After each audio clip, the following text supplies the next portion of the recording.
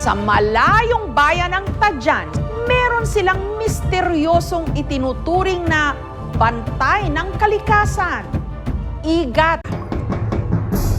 Ang mga igat daw kasi na ito, sagrado. At kung sino man ang mangangahas ditong hulihin o kainin, di umano, mamasamain. Bata pa lang ako, lagi ko nang nakikita yung igat dyan sa ilog. Ilang bagyo at baha na ang dumating dito sa lugar namin. Pero ni minsan hindi nawala yung dambuhalang igat. Natatandaan ko pa nung kabataan ko. Halos kasing laki lang ng 2 bote ng soft drinks yung haba nun. Pero ngayon, halos kasing laki na ng tao yung haba ng igat.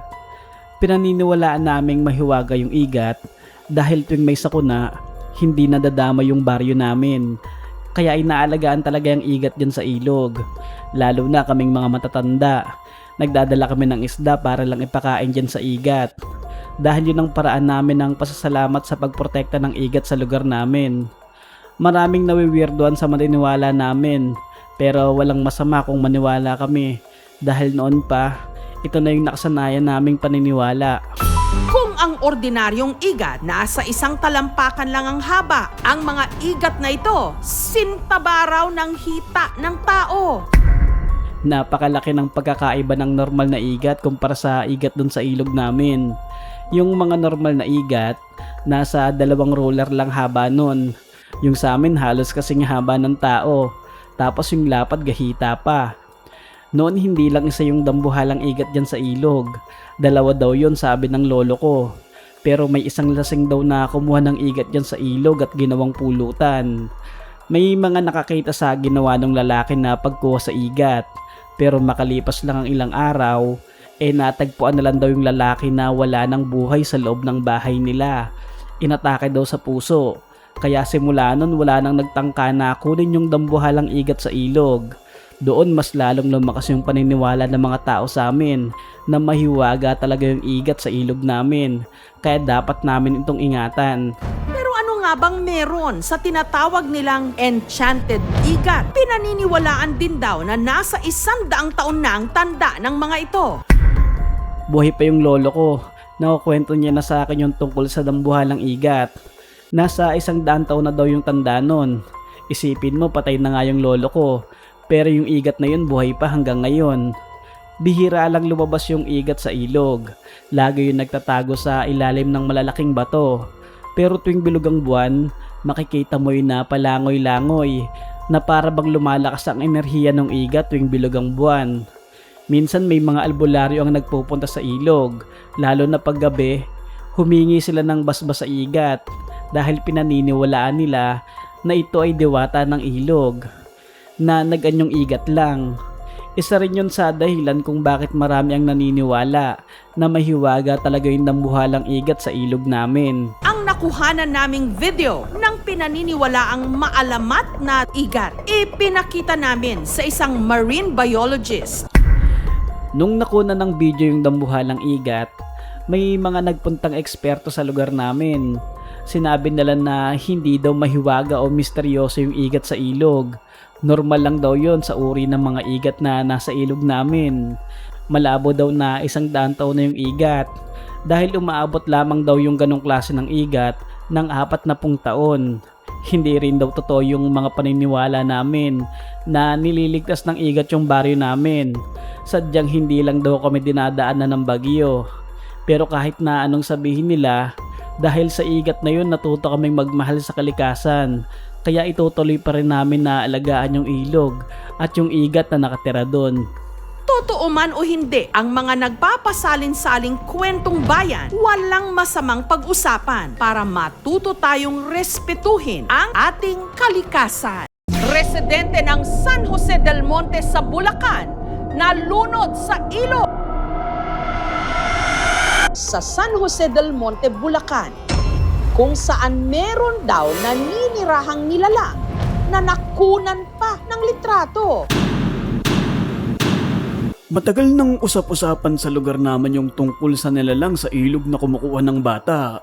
Sa tuwing may magaganap na trahedya sa ilog, alam na naming hindi yun aksidente. Dahil meron talagang nilalang na nakatira sa ilog at taon-taon yun kung kumuha ng buhay.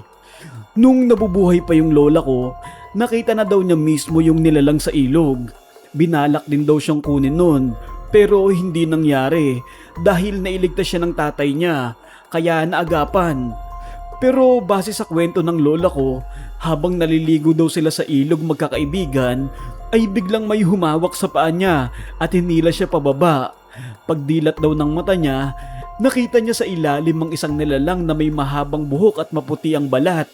Pilit daw siyang hinihila nun, pero mabuti na lang ay agad siyang nailigtas, kaya hindi siya tuluyang nakuha ng nilalang. Tila may sumisilip sa tabing ilog.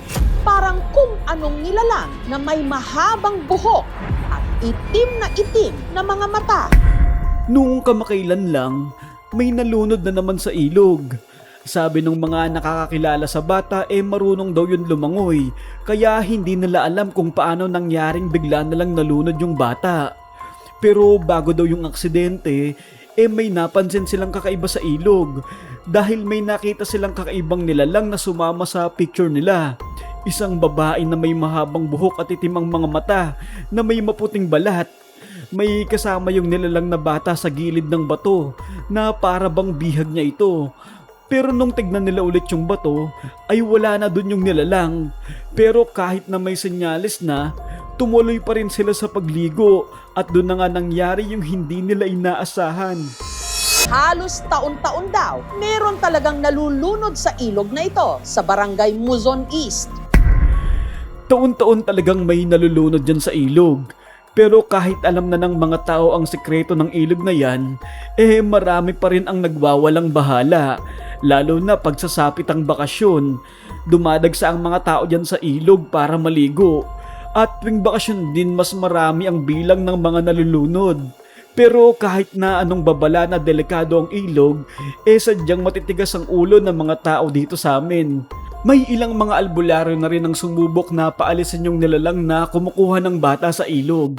Pero maging sila ay nabigo dahil masyado daw malakas yung nilalang, kaya maging sila ay walang magawa kundi balaan na lang ang mga tao dito sa lugar namin upang wala ng buhay ang mawala, lalo na sa mga bata. May halimaw nga ba na nangunguha ng bata sa ilog ng Bulacan? Titigang muli ang litrato. Nung may nalunod na naman sa ilog, humingi na kami ng tulong sa mga nasa katungkulan para malaman namin yung totoong dahilan kung bakit laging may nalulunod na bata. May pumuntang mga eksperto at sinuri nila yung ilog. Doon ay may natuklasan silang kakaiba, pero hindi tungkol sa nilalang na kumukuha ng bata. Ayon sa mga eksperto, may mga hukay sa ilalim ng ilog na akala ng iba ay mababaw lang. Pero sa oras na matapakan nila yung hukay, ay bigla silang lulubog dahil lagpas tao yung hukay.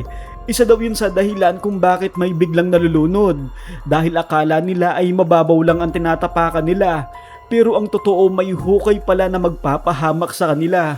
Totoo man o hindi yung nilalang, ay dapat pa rin may gabay yung mga bata kapag maliligo sa ilog para hindi sila mapahamak.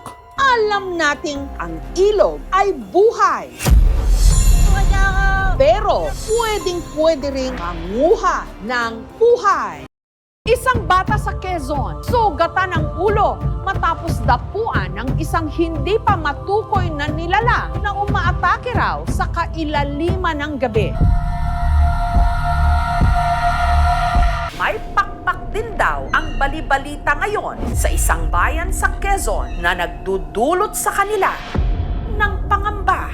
May malaki kaming problema sa barangay namin dahil tuwing sasapit ang gabi, natatakot kaming dumaan dun sa tapat ng malaking puno ng akasya. Dun kasi laging may lumilipad na nilalang na bigla na lang umaatake sa mga dumadaan, nakamotor man o naglalakad. Nung isang araw lang, inatake nung nilalang na yun yung anak ko, kaya nagtamo siya ng mga mahabang sugod sa likod at balikat. Bukod sa anak ko, marami na ring nabiktima yung nilalang na yun, kaya nagdudulot na ito ng takot dito sa barangay namin. Dahil ayon sa mga kwento, alaga daw ng aswang yung umaataking nilalang. Mukhang tahimik at payapa. Pero pagkagat ng dilim, may naghahasik daw rito ng lagim. Tahimik lang yung lugar namin noon. Pero simula nang dumating yung matandang babae na nakatira sa gilid ng bundok, doon na nagsimula yung pag-atake ng lumilipad na nilalang sa lugar namin. Hinala ng mga kabarangay ko na yung matandang babae yung aswang na nag-aalaga doon sa nilalang. Kasi nangyari talaga lahat ng to simula nang dumating yun eh. Bihira lang din namin makita yung matandang babae na lumabas ng bahay na parang laging tulog pag merong sikat ng araw. Gusto man daw nilang iwasan ang kalsada kung saan umaatake ang kinatatakutang ibon. Wala naman daw silang ibang alternatibong ruta. Kahit na anong iwas namin sa daanan para hindi kami atakihin ng nilalang, minsan napipilitan pa rin kaming dumaan doon kahit gabi na. Kung iiba kasi kami ng daan, mapapalayo kami. Yung isang oras na lakad, nagiging 15 minutos na lang kapag dumadaan kami doon sa lugar na may umaataking nilalang. Kaya pagpagod na talaga kami galing trabaho, kahit nakakatakot, sa malapit na lang kami dumadaan. Kahit naatakihin pa kami nung lumilipad na nilalang na yun. Pakiramdam nila, hindi lang daw iisa ang umaataking ibon sa kanilang bayan. Pakiramdam namin, marami yung nilalang na umaatake sa lugar namin. Kasi maging sa ibang barangay, nagkakaroon na rin sila ng problema na katulad ng sa amin. Kumalat na rin yung balita na may lumilipad na nilalang na umaatake tuwing gabi na nagdulot ng takot sa mga residente. May isang albularyo kaming nilapitan at ang sabi niya, malakas daw ang posibilidad na alaga ng aswang yung umaatake at nagdudulot ng takot sa lugar namin. Para subukang matunton ang kinaroroonan ng kinatatakutang malaking ibon, naglibot ang aming team sa kagubatan sa palibot ng Busay. Dahil marami nang natatakot sa lugar namin, may mga nagpuntang eksperto sa ibon sa lugar namin. Doon ay inikot nila ang kagubatan na malapit sa lugar kung saan umaatake yung nilalang. Doon ay may nakita silang mga ebidensya na totoo ngang may umaatake, pero hindi daw ito alaga ng aswang. Dahil yun daw ay Philippine Eagle Owl na may ugali daw talagang umaatake kapag nabubulabag yung teritoryo nito. May puga daw yung kwago doon sa puno ng akasya, kaya kapag dumadaan doon, inaatake ng ibon.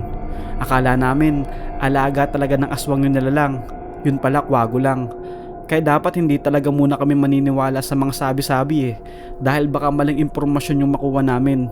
Anumang lumilipad na nilalang na bigla na lang umaatake mula sa kawalan, papalipad sa napakalikot na imahinasyon. Isa sa mga hindi mamatay-matay na kwento na merong totoong sirena. Nakakaintriga kasi, nakakaikot ng imahinasyon. Sa kalagitnaan daw ng kanilang island hopping, may nahagip di umano ang kanyang kamera. May nakuhanan daw na parang buntot ng sirena. Maliligo lang sana kaming magbabarkada sa isang resort. Hindi namin nakalain na magkakaroon kami ng nakakatakot na karanasan. Nagsimula yun nung lumapit yung isang matandang babae sa akin. At sinabihan niya ako na mag-ingat daw ako sa pagligo sa dagat dahil meron daw nilalang doon na may gusto sa akin. Nung una, hindi kami naniniwalang magbabarkada pero hindi pala biro ang sinabi sa akin ng matanda. Hindi ko akalain na makakakita ako ng totoong sirena. Nakunan pa nga namin ng picture kaya mas lalo kaming natakot. Pero bago pa nakunan ang larawan, mabigat na raw ang pakiramdam ni JJ nung nag-swimming siya sa dagat. Habang naliligo kami sa dagat, hindi ko maintindihan yung pakiramdam ko. Napakabigat. Laging tumatakbo sa isip ko yung sinabi ng matanda tungkol sa sirena na gustong kumuha sa akin. Hindi ko maiwasang tumingin sa paligid dahil baka meron talaga. Tapos, nung nilubog ko yung ulo ko sa tubig, bigla kong may naaninag na malaking buntot ng isda sa di kalayuan. Di ko alam kung isda ba yun o sirena, pero iba talaga yung pakiramdam ko dahil hindi mawala yung kaba ko. Kanya nga raw Lolo Hermogenes. Minsan na raw nakakuha ng buhok ng sirena. Yung lolo ko may naikwento sa akin dati na nung kabataan daw niya ay may nagkagusto daw sa kanyang sirena. Gusto siyang isama ng sirena sa kaharian nito pero hindi pumayag yung lolo ko dahil ayaw niya ng kalahating tao at kalahating isda. Tinanggihan niya yung alok ng sirena sa kanya pero dahil gustong-gusto si lolo ng sirena ay binigyan daw siya nito ng hibla ng buhok na ginagamit ni lolo bilang pampaswerte. Pagkatapos na nangyari ay doon na nakilala ni lolo ko si Lola, pero hindi daw makakalimutan ng lolo ko yung pangyayaring yun. Pero hindi lang daw ang di mano buntot ng sirena ang kanilang nakita. Pati na rin daw ang ulo nito. Nung tinignan namin yung mga picture ay nagulat kaming lahat. Dahil hindi lang pala yung buntot ng sirena yung nakunan namin ng larawan, pati pala yung mukha nun nahagip din ng kamera. Doon mas lalo kaming naniwala sa sinasabi ng matanda na may sirena talagang gustong kumuha sa akin. Pakiramdam ko dahil sa lolo ko kaya ako nilapitan ng sirena, at baka nararamdaman nun na may koneksyon ako sa dati niyang minamahal na tao kaya gusto niya rin akong kunin. Pero ayon sa isang barangay kagawad, posibleng ang nalitratuhan daw na sinasabing buntot ng sirena galing daw talaga sa mga nagpa-practice lumangoy.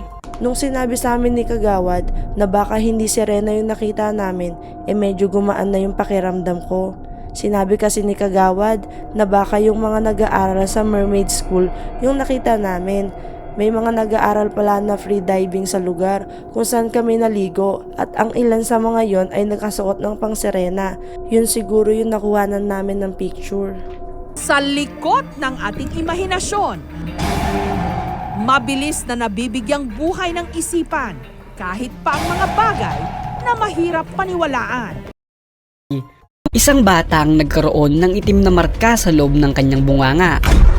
Noong makita ito ng kanyang mga magulang ay agad itong nagpanik dahil hindi nila alam kung ano nga ba ang itim na marka na biglang sumulpot sa loob ng bunganga ng bata. Dali-dali nila itong dinala sa ospital upang malaman kung ano nga ba talaga ang itim na marka na yon. At nang suruin ito ng doktor ay nabigla silang lahat sa kanilang nalaman. Natural lamang sa isang ina ang makaranas ng matinding emosyon, lalo na kapag ito ay nagbubuntis at kahit matapos nitong manganak. Madali silang makaramdam ng saya, lungkot, galit, inis at stress, kaya kailangan natin silang intindihin at unawain ang pabago-bago nilang mood, lalo na yung mga bagong nanay pa lang o yung mga babaeng kakasilang pa lang ng una nilang anak. Sila yung madalas nakakaranas ng ganyan dahil nag-a-adjust pa sila sa pagiging nanay nila. Ang mga nanay ay sadyang detalyado pagdating sa mga anak nila. Ultimo maliit na kagat ng lamok ay nakikita nila. Ganun sila kaalaga sa mga anak nila. Ganyan na ganyan ang nanay na pag-uusapan natin ngayon na nagngangalang Jenny. Si Jenny ay 24 na taong gulang at may isang anak na 8 buwang gulang pa lamang na may pangalang Bella. Kapag mayroon kang sanggol na anak ay masyado tayong maingat sa kalusugan nila. Dahil bilang magulang, alam mo na kapag may nararamdaman na hindi tama ang sanggol mong anak ay hindi na ito masasabi sa'yo kung ano ang masakit sa kanila. Kaya kung biglang may pagbabago sa kanilang kinikilos o biglang umiyak nang hindi mo alam ang dahilan, ay nagdudulot ito sa isang magulang ng pag-aalala. Isang araw ay may napansin si Jenny na itim na marka sa loob ng bunganga ng bata na hindi niya malaman kung ano, dahil bigla na lamang itong sumulpot sa loob ng bunganga ng bata. Nagpapanik na si Jenny dahil hindi niya alam ang kanyang gagawin, sapagkat alam naman natin na ang mga nanay kapag may nangyayaring kakaiba sa kanilang anak na hindi nila alam ang dahilan ay hindi sila mapakali hanggat hindi nila nalalaman kung ano ang nangyayari sa anak nila. Kaya hindi na nag-aksaya pa ng oras si Jenny at dinala niya sa pinakamalapit na klinik ang kanyang anak. Pagdating nila sa klinik ay sinuri agad dito ng doktor at sinabi ng doktor kay Jenny na ngayon lamang siya nakakita ng ganong klaseng marka sa loob ng bunganga ng bata. Alam naman natin na ang mga birthmark ay tumutubo sa iba't ibang parte ng katawan, pero sa loob ng bunganga ng bata mukhang malabo yata. Pero ito ang suspecha ng doktor noong unang beses niyang makita ang nasa loob ng bunganga ng bata. Pero agad itong kinontra ni Jenny dahil ayon sa kanya ay araw-araw niyang nililinis ang bunganga ng anak niya at wala ang itim na marka na yun. Kaya nagdesisyon ng doktor na muling suriin ang bunganga ng bata. At sa puntong yon ay nagbabanggit na ang doktor tungkol sa mga espesyalista na mas lalong nagpakaba kay Jenny. Habang kinakausap ng doktor ang nanay ng bata ay biglang lumapit ang isang nurse dahil na-curious ito at gusto niya ring makita kung ano nga ba ang itim na marka sa loob ng bunganga ng bata. Kaya tinignan niya ito at sinuri. Habang nakatitig ang nurse sa itim na marka ay napansin niya ang paligid nito ay mayroong kulay puti. Kaya sinubukan niya itong tuklapin at doon nalaman ng nurse ang misteryo tungkol sa itim na marka na biglang sumulpot sa loob ng bunganga ng bata. Nabigla silang lahat sa nalaman ng nurse dahil ang itim na marka pala na yon ay walang iba kundi piraso ng karton na kinagat ni Bella na na-stack sa loob ng kanyang bunganga. Matapos ang matinding pag-aalala ni Jenny, ang kanyang mga luha ay napalitan ng halakhak. Lahat sila sa loob ng klinik ay nagtawanan, maging ang doktor ay napakamot na lang sa kanyang ulo. At pabirong sinabi ni Jenny na kahit kailan ay hindi na siya babalik sa klinik na yon. Ipinost ni Jenny sa Facebook ang kakatuwang nangyari sa kanya at umana ito ng iba't ibang komento sa mga netizen. Merong mga nagalit kay Jenny dahil pinabayaan daw nito si Bella, kaya nangyari ang ganun sa bata. At hindi niya daw ito pwedeng gawing kakatawa dahil ang maliit na piraso ng karton na yon ay maaaring bumara sa lalamunan ng bata at magdulot ng mas matinding problema. Pero meron din naman ang natuwa sa kanyang kwento dahil matapos niyang magpanik at mataranta sa loob ng klinik, hindi alam ng doktor na okay naman pala si Baby Bella. At kung hindi dahil sa nurse ay baka kung saan-saan pa sila napunta. Sinabi pa ni Jenny na lagi na niyang babantayan ang kanyang anak at hindi niya nahahayaan na kumain ito ng karton ng gatas. Pero kahit ano pang masamang komento ang sabihin ng iba sa kanya, ang mahalaga sa lahat ay ligtas ang kanyang anak na si Bella. At hindi na siya babalik sa klinik na yon. Alam nyo, mahirap ang maging isang ina ng tahanan.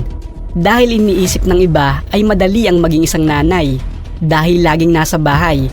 Pero mali ang pag-iisip na yan dahil ang pagiging nanay ay isa sa pinakamahirap na obligasyon sa lahat. Isipin mo, nagbabantay ka ng anak mo at nalingat ka lang sandali ay may nangyari na sa bata. Siyempre, ang nanay ang masisisi. Dahil siya ang nasa bahay na nagbabantay sa bata. Pagod ka na nga sa gawaing bahay, wala ka pang masyadong pahinga. Tapos iisipin pa nila, nagpapasarap ka lang sa buhay. Pero eto dapat ang isipin nyo. Lahat ng nanay na nasa bahay at ginagawa ang kanilang obligasyon ay nararapat lamang nating pasalamatan.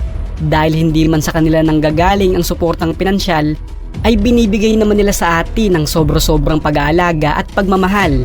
Kaya saludo ako sa lahat ng huwarang nanay. Maraming salamat sa pakikinig. Sabi nila, bawat lugar ay may nakatagong kwento. Halimbawa, paaralan na dati daw sementeryo. Kagubatan na pinamumugaran daw ng engkanto. O di kaya ay ilog na nangunguha raw ng tao. Pero ang mga kwento na yan ay mananatiling kwento hanggat walang ebidensya o patunay na ito ay totoo.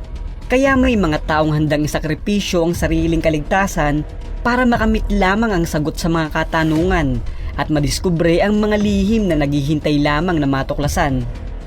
Gaya na lamang ng bida sa kwento natin ngayon na isang treasure hunter na si George Becker na 35 taong gulang at nakatira sa Canada. Sa edad ng 21 ay ikinasal na si George sa kanyang asawa. Nagkaroon sila ng isang anak at naging maayos ang kanilang pamumuhay. Dahil si George ay nagmamay-ari ng isang negosyo. Pagtungtong ni George ng 25 taong gulang ay nahilig ito sa pagte-treasure hunting. Noong una ay sa paligid lamang ng kanilang bahay siya naghahanap gamit ang kanyang metal detector. Pero di nagtagal ay dumarayo na rin siya sa ibang lugar upang maghanap ng kayamanan.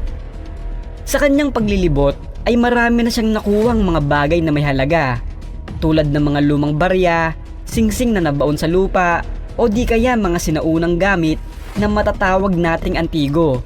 Kaya talagang nahilig si George sa kanyang pagte-treasure hunting dahil nalilibang na siya, nakakapunta pa siya sa iba't ibang lugar at higit sa lahat ay nakakahanap siya ng mahalagang bagay na nakabaon sa lupa.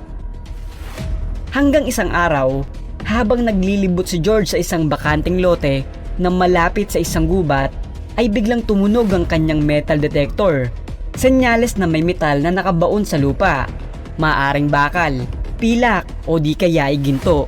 Kaya dali-dali niyang kinuha ang maliit niyang pala upang hukayin at malaman kung ano nga ba ang nakabaon sa lupa. Nasa 2 talampakan na ang nauhukay ni George nang biglang may tinamaan ang kanyang pala na isang matigas na bagay. Ramdam niya na yun na ang kanyang hinuhukay. Kaya agad niya itong kinuha mula sa pagkakabaon nito sa lupa. Nang kanyang titiga ng bagay na kanyang nahukay, ay agad niyang napagtanto kahit na nababalutan pa ito ng dumi na ang kanyang nahukay ay isang gold nugget. Kaya tuwang-tuwa si George sa kanyang natagpuan dahil yun ang unang pagkakataon na nakahukay siya ng ginto. Kaya mas lalong lumalim ang kanyang interes sa pagte-treasure hunting dahil sa pangyayaring yun. Hindi pa doon nahinto ang paghahanap ni George ng kayamanan sa bakanting lote. Nagpatuloy siya sa paglilibot dito, pero wala na itong natagpuan pa. Hanggang sa nagpasya na ito na pasukin ng kagubatan na malapit sa bakanting lote. Sa pag-asang may matatagpuan pa siyang mga gold nuggets, kaya dali-dali niyang pinasok ang kagubatan, dala ang kanyang metal detector at maliit niyang pala. Sa kanyang paglilibot ay hindi niya napansin na medyo napalayo na siya. Pero hindi siya nag-alinlangan na ituloy ang kanyang pagte-treasure hunting. Kaya kahit nasa gitna na siya ng kagubatan, tuloy-tuloy pa rin si George sa paglalakad. At ilang sandali pa ay muli niyang narinig ang tunog ng metal detector. Kaya agad niyang hinukay ang pwestong tinutukoy nito. Masayang masaya si George dahil iniisip niya na baka gold nugget na naman ang kanyang mahukay. Pero ilang pulgada pa lamang ang nahuhukay niya ay may tinamaan na agad ang kanyang pala na isang matigas na bagay. Kaya sinubukan niya itong bunutin, pero hindi niya magawa dahil wala siyang makapitan. Kaya hinukay pa niya ang palibot nito at bumungad sa kanya ang isang parisukat na bakal. Dali-dali niya itong inangat at sa pagkakataong makikita niya kung ano nga ba ang tinatakpan ng malaking piraso ng bakal na yon, ay nanlaki ang kanyang mga mata dahil sa kanyang nakita.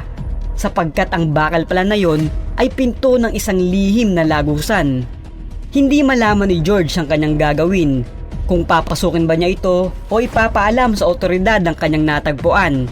Pero nangibabaw sa kanya ang kanyang pagiging treasure hunter, kaya matapang niyang pinasok ang loob ng lagusan upang alamin kung ano nga ba ang misteryo at sikretong nakahimlay sa loob ng lihim na lagusan na yon. Habang nasa loob si George ay pinagmamasdan niyang maigi ang kanyang paligid. Tinatalasan niya ang kanyang pakiramdam.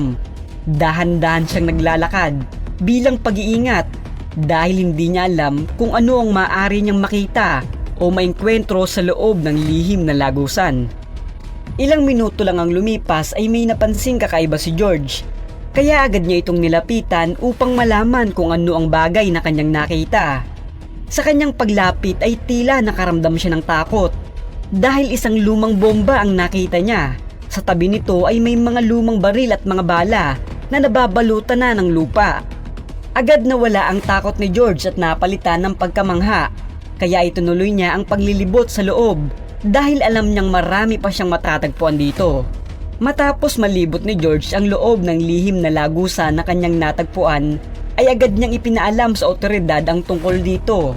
Napag-alaman nila na ang lihim na lagusan pala ay dating kuta ng mga German, kaya may bomba at mga baril na natagpuan sa loob nito. Hindi man ginto o kayamanan ang natagpuan ni George sa gitna ng kagubatan, ay masasabi nating mahalaga pa rin ang kanyang natuklasan. Dahil hindi lang ito basta lihim na lagusan, kundi isang piraso ng nakaraan sa kanilang kasaysayan. Maraming salamat sa pakikinig.